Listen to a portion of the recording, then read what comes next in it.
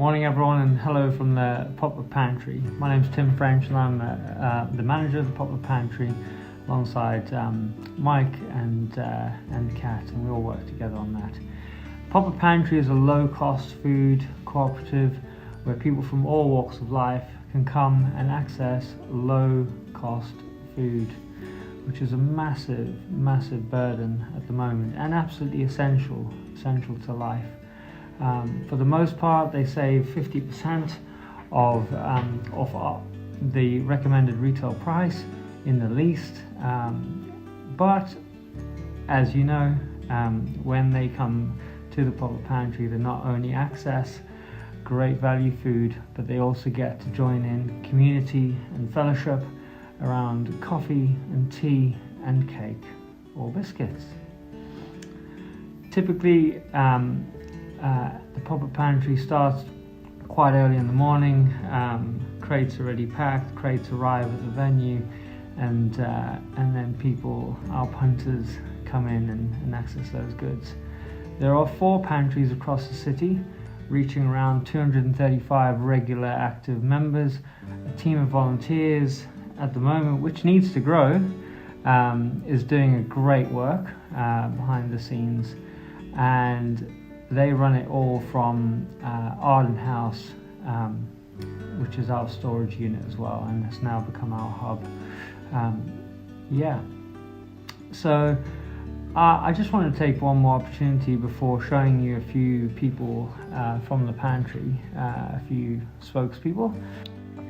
Our food at the Pop-Up Pantry and household products comes from a range of sources. They're efficiently scanned in at the warehouse, placed on shelves in different categories, so volunteers can then put them into crates. Crates are then shifted by volunteers who arrive to pick them up in the morning, and these are put onto the van, and then the van is driven to the site that they are needed for. So for instance, in this imagery, Johnny Tuck's arrived from Benwell.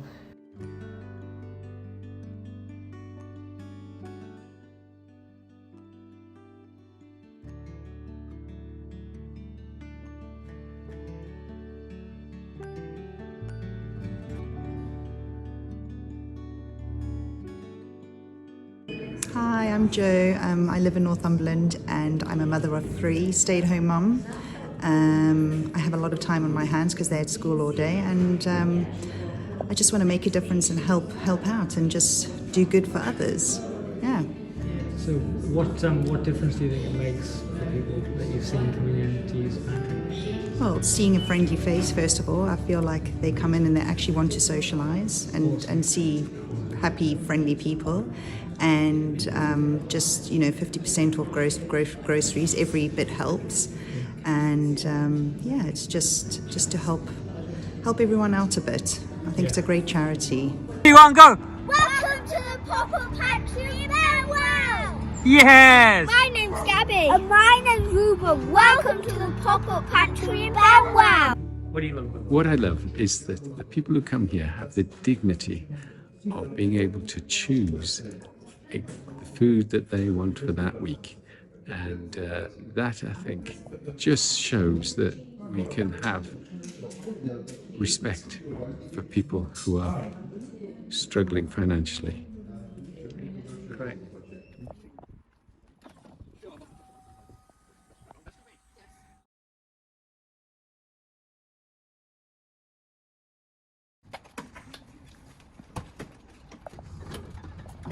The Pop-Up Pantry, it's amazing and a brilliant idea, especially at the season of prayer like this, where there's inflation and the rise in the prices of general items, including food items. It's a general knowledge that food is really essential to living, that it's something very important that everybody has to sort out.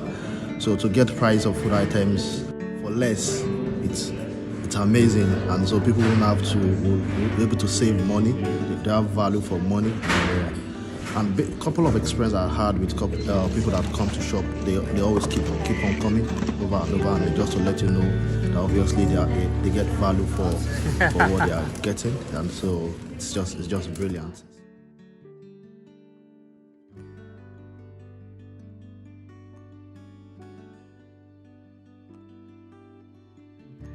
but also just to say a massive, massive thank you for all the donations.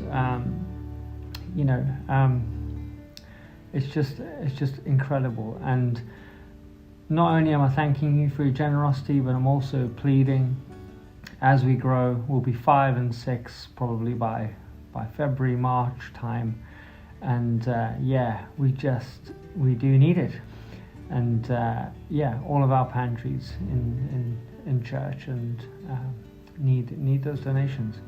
And if you'd like to volunteer as well, come and speak to me or Mike or Kat, or ring into the office and find out more.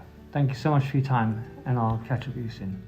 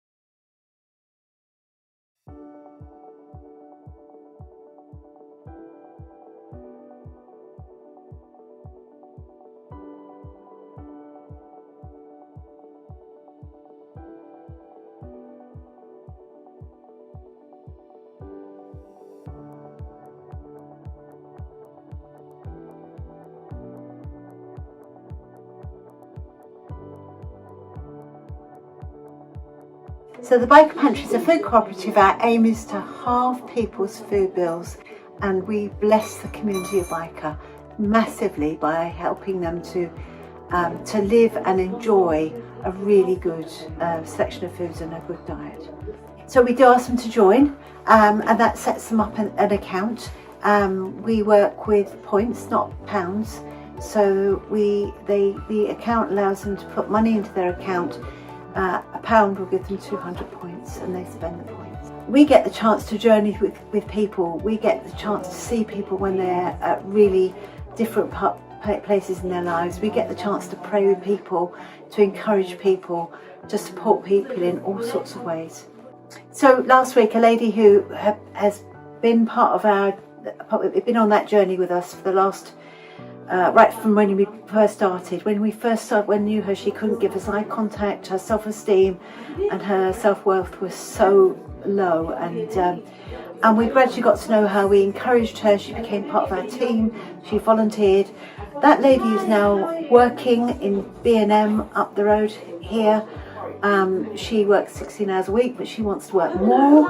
And she said to me last week, I wouldn't be where I am today without the pantry, without your encouragement, without your support.